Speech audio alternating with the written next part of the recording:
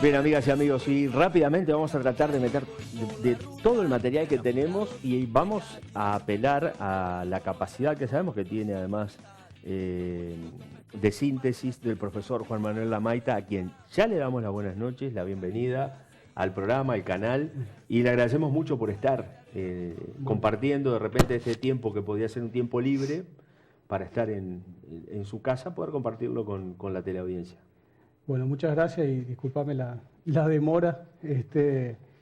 Y bueno, me sorprendió un poco la invitación.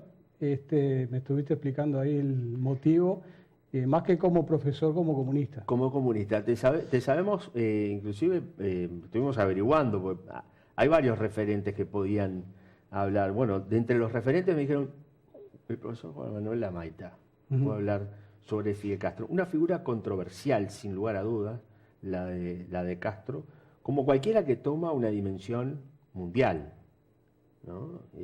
El otro día, cuando se daba la discusión sobre lo hecho y lo no hecho por Fidel Castro, yo decía, bueno, hay gente que al Papa, ni siquiera al Papa Francisco, le lleva una, pero mantiene cierta línea de respeto, en algunos casos, por lo que hace.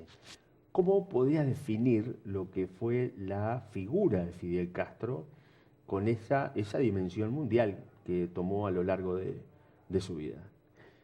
Bueno, es difícil empezar. Es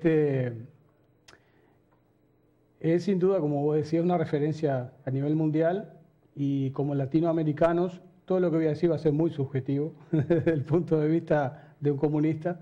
Sos comunista desde la primera hora, digamos, desde que ingresaste a la actividad política, estás en el Partido Comunista. Sí, nosotros nos criamos con mi madre se hizo de izquierda y comunista justamente a través del Frente Izquierda de Liberación, Fidel, producto de la Revolución Cubana, y bueno, nosotros, literatura soviética, pues revistas comunistas, toda la influencia la teníamos, así que era difícil sustraerse de esa influencia. Y Fidel Castro, para los latinoamericanos, es un orgullo por cuanto él trasciende las fronteras de su isla, se vuelve una personalidad mundial del siglo XX, muy conocedora de las relaciones internacionales, muy bien contactado, pero además, si uno lee lo que son sus reflexiones, sus pensamientos, él narra hechos de la política internacional que nosotros en las clases de historia mencionamos muy livianamente, ¿verdad? Porque los gurises no podemos aburrirlos con tanta cosa, pero yo que sé, hechos internacionales, la caída del apartheid, bueno, el propio fenómeno de la crisis de los misiles en Cuba, hechos ocurridos en el Medio Oriente, no sé, pila de detalles de esa historia del siglo XX que nosotros tratamos en historia justamente. Y bueno, y él tuvo un dominio, un manejo, un conocimiento de primera mano de todos esos hechos. Yo te puedo decir, hace más de 30 años que tuvimos acceso a libros de historia, ya con las fotos de la Revolución Cubana, las imágenes, los hechos históricos, así que es parte de nuestra vida lo de Fidel. ¿Y cómo podrías dividir justamente la vida de Fidel Castro, la actividad de Fidel Castro, el liderazgo de Fidel Castro? ¿Se puede dividir en etapas? Una, el proceso revolucionario inicial. Podemos empezar por allí. De repente, En primer lugar, es hijo de su tiempo. Son horrendas las comparaciones y por ahí a algunos les va a sonar espantoso. Como profesor de historia, yo cuando pensaba este tema, hijo de su tiempo, ¿verdad? De esa segunda mitad del siglo XX, de la posguerra, que lo llevan en realidad de ser hijo de un gallego, propietario de tierras, acomodado. Fidel Castro dice, yo no soy hijo de obrero, no vengo de extracción humilde y logré escapar de la riqueza. El proceso inverso. Claro, y el proceso histórico lo va conduciendo a ser un líder de su país, comprometerse con una causa que abrazó hasta el final de su vida, producto de las circunstancias. Y la referencia que a mí me vino enseguida cuando leía eso y pensaba eso, era José Valle Ordóñez. No estoy comparando a Fidel Castro con José Valle Ordóñez, simplemente que hay hombres en la historia que los hechos, las circunstancias los van desviando de lo que por ahí pensaron iba a ser su vida, los vas desviando de quizás su origen. Y Valle también tenía, él mismo lo dice, yo podía haber tenido una vida cómoda, tranquila, ¿verdad? Él venía de una familia acomodada, y sin embargo las circunstancias, los hechos me llevaron, ¿verdad?, a asumir la presidencia y asumir ese proyecto que él tuvo de transformación del Uruguay. De alguna forma Fidel Castro también tuvo una vida, un origen acomodado, él lo llevan a estudiar con los jesuitas, tuvo el privilegio de una educación, pudo hacer su carrera de Derecho siendo abogado, ¿no? Y a los 33 años se encuentra con este fenómeno de bueno, ya venía con inquietudes, ¿verdad?, con el movimiento estudiantil, se encuentra con este episodio de participar de un movimiento contra la dictadura de Fulgencio Batista, y después ya todo se desencadena para que termine involucrándose en un proyecto que en principio era un proyecto nacionalista, es cierto, esa es la etapa del nacionalista de Fidel Castro. ¿Cómo es eso de nacionalista? ¿En qué sentido? En el sentido de que esa revolución es contra una dictadura, ¿no?, desde un punto de vista liberal, de defender el Estado de Derecho, y de una postura nacionalista por la situación que tenía en la relación particular Cuba con Estados Unidos, ¿no?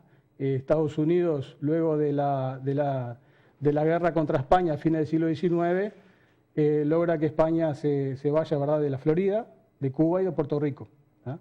Con Puerto Rico, a Florida la anexa, con Puerto Rico genera una asociación especial que lo vincula directamente con Estados Unidos, y a Cuba le impone una enmienda, la enmienda Platt, donde entre otras cosas se queda con el territorio de Guantánamo.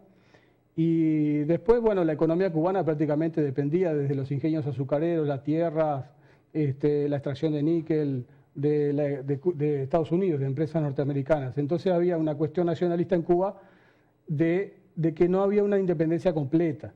Hay que entender también que el fenómeno de la independencia de Cuba era muy reciente, o sea, la independencia de Cuba se produce en 1889, ¿no? Estamos hablando de medio siglo antes, un poquito más, de lo que es el proceso de esta revolución cubana. Entonces estaba muy fresco todo lo que era José Martí, Macedo, todos los libertadores cubanos. ¿Había una influencia en la población de los pensadores? Estaba muy fresco la revolución por la independencia de España. Entonces, el ver esa dependencia hacia Estados Unidos y esa cercanía en el tiempo con lo que fue todo las consignas por la independencia frente a España, evidentemente el nacionalismo estaba a flor de piel. Entonces, después viene la etapa comunista. Ahí está. Entonces, ahí podríamos tener la primera etapa, digamos, de lo que fue la influencia. Como estudiante, por las libertades frente a una dictadura, y la vida mezclada con el tema de la demanda nacionalista, de una segunda independencia, digamos. Y después sí ingresamos ya en la segunda, cuando empieza esta cuestión de el enfrentamiento con Estados Unidos. La segunda etapa... Yo soy muy liso en el lenguaje para que sea más claro, ¿no? Claro. Y allí el proceso de lo que es esa alianza con la Unión Soviética, que termina siendo una alianza política y un proyecto político. Digámosle la defensa frente a la agresión de Estados Unidos. Bien. Porque uno cuando plantea el enfrentamiento a Estados Unidos no podemos suponer que un país como Cuba, más chico que el Uruguay, se va a enfrentar bélicamente a 200 kilómetros de Estados Unidos y va a pretender enfrentarse con un Estados Unidos que salía de la Segunda Guerra como la potencia hegemónica desde todo punto de vista económico, político, militar. Lo que ocurre es que la Revolución Cubana hace el proceso que hicieron muchas revoluciones en América Latina y que se frustraron. Estamos hablando de la década de los 40 y 50, el populismo en Brasil y en Argentina que empieza a nacionalizar. En Argentina, quizás lo más familiar que podamos ver, el peronismo del 46 al 54 tiene un proceso hasta el 55, perdón, de nacionalización, surgen los yacimientos petrolíferos fiscales, se nacionaliza el ferrocarril, se crean empresas estatales, electricidad, agua, lo mismo se hace en Brasil. En el 54 se intenta en Guatemala, termina siendo derrocado Jacobo Arbenz. En Bolivia, el Movimiento Nacional Revolucionario también hace una política de nacionalización, termina con un golpe de Estado y se termina el proceso. O sea, veníamos en una época donde en América Latina había todo un movimiento fermental de democratización, de ampliación de derechos, de inclusión de lo indígena, de inclusión de aquellos que no podían votar, de los derechos de los trabajadores, el voto universal. Esas cosas que nosotros habíamos conquistado con el vallismo recién empezaban a hablarse en América Latina en los 40 y 50. Y de nacionalizaciones. Y Cuba no fue ajeno, a pesar de que el movimiento no era todavía comunista, no fue ajeno a ese proceso de nacionalizaciones. Y es en ese enfrentamiento, digamos, que se da con Estados Unidos que comienza a nacionalizarse distintas empresas de servicios básicos, los eléctricos. Sí, el tema de la electricidad, se impone una tarifa para rebajar, o sea, las primeras medidas de la revolución son la reforma agraria, ¿ah? La reducción de las tarifas telefónicas, la reducción de la tarifa eléctrica, pero siendo empresa norteamericana se le impone una rebaja de tarifas. Y ahí ya empieza a mostrar, bueno, o sea, desde el punto de vista norteamericano, bueno, este es otro de esos movimientos nacionalistas que ya se habían ahogado a varios. El más resonante fue Guatemala en el 54, apenas unos 5 años antes. Entonces, bueno, empieza a verse con alarma esa tendencia nacionalista recién que tenía esa revolución cubana, ¿ah? Y ahí empiezan, hay una crónica acá, no sé si vale la pena, pero hay una serie de hechos que uno puede ir confrontando, medida y contramedida, o sea, medida de la revolución cubana y reacción norteamericana, ¿ah? Por ejemplo, cuando este movimiento empieza a tomar estas medidas nacionalistas, una de las primeras reacciones es que la Shell, la Texaco y la ESO, que eran las que extraían y refinaban el petróleo cubano o que venía de Estados Unidos importado, ¿ah? Empiezan a hacer el saboteo, el sabotaje económico, que es no refinar petróleo, un paro petrolero, digamos, ¿ah? Y cuando nombro estas cosas, que tienen 60 años de historia, 50 y pico años de historia, es inevitable la referencia a Venezuela hoy, ¿ah? Porque es la misma guerra económica que se le hizo a Cuba, se le está haciendo a Venezuela. Eso da para otro programa. El paro petrolero se lo hace la Shell, la Texaco, y le dice, vos empezás con esta medida, nosotros no te refinamos petróleo. Bien. Estados Unidos empieza con el tema de las nacionalizaciones, le tocan los intereses de las empresas eléctricas, empiezan las primeras medidas de reducir las exportaciones de petróleo. La medida siguiente que toma Cuba, y ahí entra la Guerra Fría, ¿ah? Lo que hace Fidel es meterse en la lógica de la Guerra Fría. Bien, Estados Unidos me sabotea, ¿ah? ¿Con quién me puedo aliar en el mundo para buscar un apoyo? La Unión Soviética, ¿ah?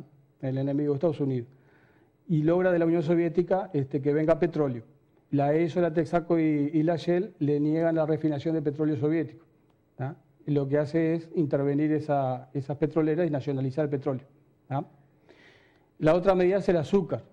Vos me nacionalizás tierras, está la nacionalización de... Estuvo un año proponiéndole de 59 a 60, por ejemplo, a la United Fruit, ¿ah? Esa empresa tan conocida en el Caribe y Centroamérica, que da el nombre de repúblicas bananeras a las centroamericanas, ¿verdad? Porque la United Fruit explotaba los frutos, entre ellos la banana, te adquiría la tierra, te hacía el ferrocarril, te hacía el puerto y prácticamente tu país era colonizado por el United Fruit. Te dominaba la producción, te dominaba las exportaciones y quedaba como república bananera dominada por esa empresa. Lo que hace la Revolución Cubana es proponerle la expropiación de las tierras para hacer la reforma agraria con indemnización, ¿ah? Se pasa un año, no hay negociación posible, se niegan a hacer esa indemnización, etcétera, y se les expropian las tierras, ¿ah? Lo mismo se hace con los ingenios azucareros, ¿ah? Hay un paro en la producción azucarera, o sea, es todo medida de sabotaje económico para tratar de que esa revolución no prospere, y la medida siguiente es, Estados Unidos le niega la compra de azúcar a Cuba, o sea, le corta la cuota de compra de azúcar, tenía un beneficio económico de Cuba de que se le compraba preferentemente azúcar, y la reacción inmediata es, se la vende a la Unión Soviética, y la Unión Soviética le compra el azúcar, ¿ah? O sea, ahí empieza un proceso de una revolución que tiene las mismas aspiraciones que muchas en Latinoamérica de nacionalizar recursos y empezar a explotar recursos con cierto rédito interno, ¿no? Que no se vaya la ganancia al exterior. Es una etapa nacionalista, ¿no? La reacción norteamericana es la misma que tuvo con esos mismos procesos, ¿no? Los casos más resonantes fueron Bolivia y Guatemala, que terminan en el golpe de Estado, y en el caso de Guatemala con una invasión, ¿no? Un apoyo de Estados Unidos para un golpe de Estado. Había pasado también en República Dominicana antes. Y esa contrarreacción de Estados Unidos de sabotear la economía ante esas medidas nacionalizantes genera la respuesta de, bueno, me junto con la Unión Soviética, que es el paso que no dio ningún otro movimiento en América Latina, apelar a la Guerra Fría y apelar a un aliado que era la Unión Soviética.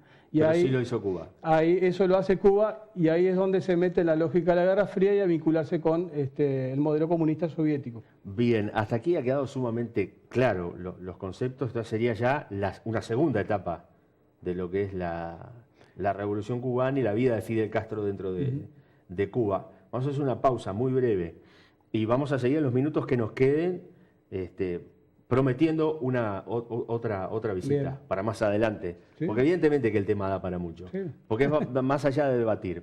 Y es importante poder ver bien, por eso tenemos las ofertas de Óptica Uruguaya. En Óptica Uruguaya usted tiene estas ofertas con ese, mire qué preciosos armazones. A mí me gusta el de azul que viene después de este, ese. Capaz que, ¿cómo puede quedar ese? Divino, ¿no? Espectacular. Bien, pero en Óptica hay todo. Óptica Uruguaya pegado al Banco República. Usted tiene las mejores ofertas, los mejores precios. Si llega a tener un precio menor al que le presenta Óptica Uruguaya, le hacen un descuento. Si es más bajo que cualquiera de estos 3 presupuestos, el que usted lleva por un armazón más un multifocal, por ejemplo, 6.870 pesos. Si tiene un precio más bajo que ese, le hacen un descuento. Aunque usted no lo crea. Pausa y ya seguimos con más. Así estamos, tenemos mucho y tenemos poco tiempo. Ya volvemos.